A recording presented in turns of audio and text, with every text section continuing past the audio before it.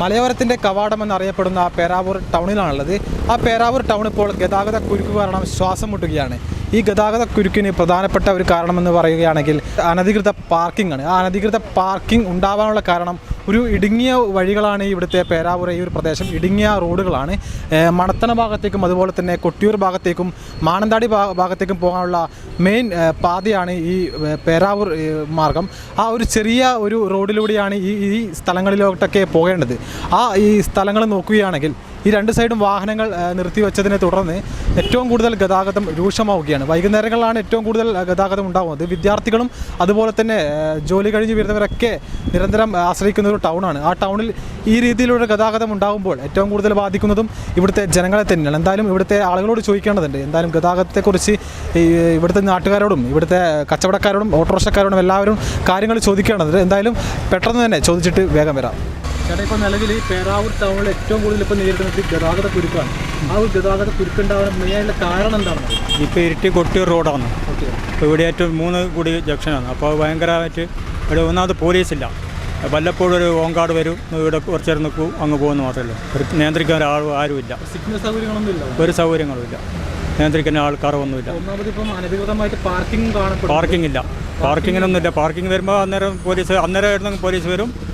ഒരു 2 മിനിറ്റ് ഇടയ്ക്ക് അപ്പാട് പോകും. അങ്ങനെയുള്ളൂ. വേറെ ഇതുമില്ല. പോലീസിൻ്റെ യാതൊരു ഇടപെടലും ഇവിടെ ഉണ്ടാകുന്നില്ല.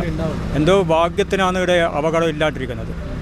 അങ്ങനെയാണുള്ളത്. പിന്നെ അതുമാത്രമല്ല ഇവിടെ വാഹനം നിർത്തിയിട്ട് സാധനം ഇറക്കുന്നത് ഭയങ്കരം. അന്നേരം ഏറ്റവും കൂടുതൽ ഈ ആരാധിപ്പടിയെല്ലാം ഏറ്റവും കൂടുതൽ വലിയ വണ്ടിയെല്ലാം വന്നിട്ട് സാധനം ഇറക്കുമ്പോൾ വാഹനങ്ങൾക്കൊന്നും പോകാനുള്ള സൗകര്യമില്ല. വൈകുന്നേരം രാവിലെ മുതലേ ഉണ്ട് ഭയങ്കര. ഒരു എത്രയോ മണിക്കൂറുകളോളം ഇവിടെ അരമണിക്കൂറിലും ബന്ധമായിട്ടുണ്ട്. ആംബുലൻസ് വരെ പോകാൻ പറ്റാത്ത സ്ഥിതിയുണ്ട്. അതുപോലെ ഇവിടെ ഒരുപാട് തകരാറുണ്ട്. പഞ്ചായത്തിൻ്റെ ബസ് സ്റ്റാൻഡ് ഇവിടെ ഉണ്ട്. അവിടെ തന്നെ OPL ഹോസ്പിറ്റലിൻ്റെ അവിടത്തേക്ക് വാഹനം കയറുന്നില്ല, ബസ് കയറുന്നില്ല. രാവിലെ 8 മണി കഴിഞ്ഞാലും ബസ് അടുത്തേക്ക് കയറില്ല. 5 മണിയാകുമ്പോൾ പിന്നെ ബസ് കയറില്ല.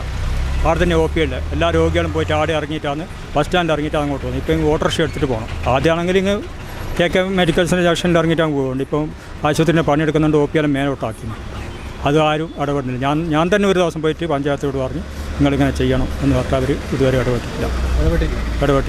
അപ്പോൾ അങ്ങനത്തെ കാര്യങ്ങളെല്ലാം ഉണ്ട്.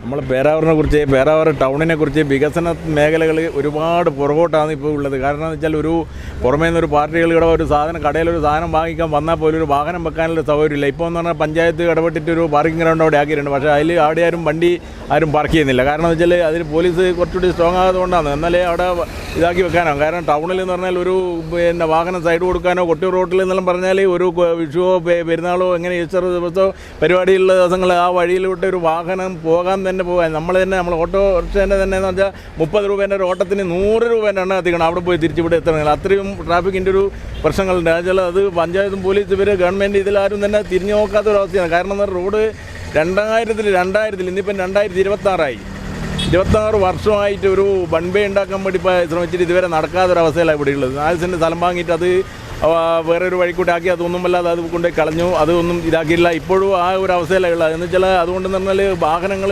ഇപ്പം മലയോര ഹൈവേ ഉണ്ടായിട്ട് അതിലെ കൂടി വാഹനങ്ങൾ പോകുന്നത് പോലും പേരാവൂർ ടൗണിൻ്റെ ഇപ്പോഴത്തെ അവസ്ഥ വളരെ ഇതാണ്. ഇനിയിപ്പം എന്ന് പറഞ്ഞാൽ മെയ്യാകുമ്പോൾ കൊട്ടിയൂർ ഉത്സവം തുടങ്ങാനായി. കർണാടകത്തിൽ നിന്നുള്ള ഒരുപാട് പേര് ഇതിലെ കൂടി ഇപ്പം കഴിഞ്ഞ വർഷം മുതൽ ഒരുപാട് തിരക്കുകൾ കാര്യങ്ങളുണ്ട്.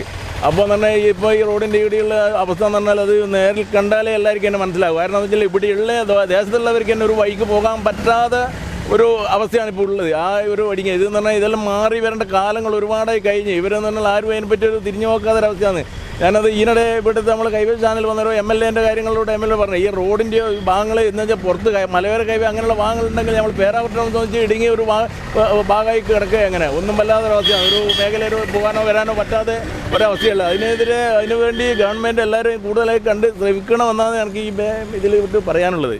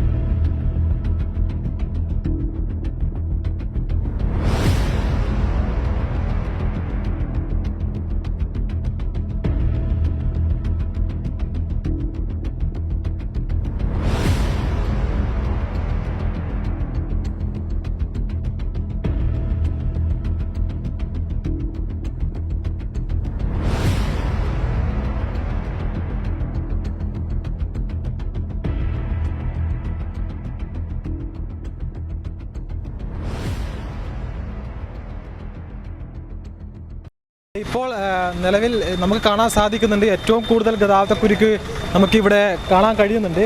3 സൈഡിൽ നിന്നും വണ്ടി വന്ന് ഇവിടെ ബ്ലോക്ക് ആവുകയാണ് ചെയ്തിട്ടുള്ളത്. നിലവിൽ ഇവിടെ ഒരു പോലീസുകാരൻ ഇല്ലാത്തത് ഒരു വലിയ വിഷയമായിട്ട് മാറുന്നുണ്ട്. അതുപോലെ തന്നെ ഇവിടെ ഒരു സിഗ്നൽ സൗകര്യങ്ങളില്ല എന്നതും ഒരു വിഷയമായിട്ട് മാറുന്നുണ്ട്.